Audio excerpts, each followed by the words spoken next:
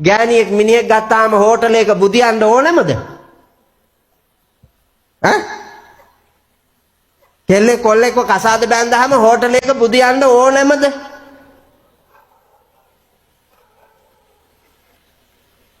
දැන් ඒක න්‍යාය ධර්මයක්.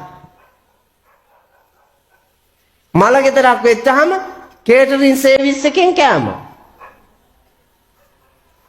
අර ඉස්සර ගමේ මිනිස්සු එකතු වෙලා උයලා ගෙනල්ලා දීලා එන අය ගෙදර අයට කන්න දීපු එක.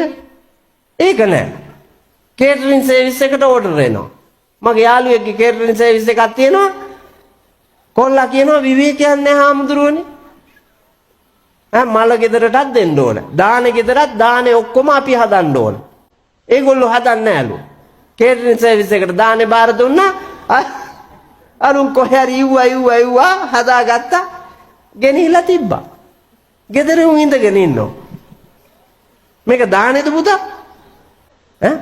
දානයක් සම්පූර්ණ වෙන්න කාලය, ශ්‍රමය, ධනය.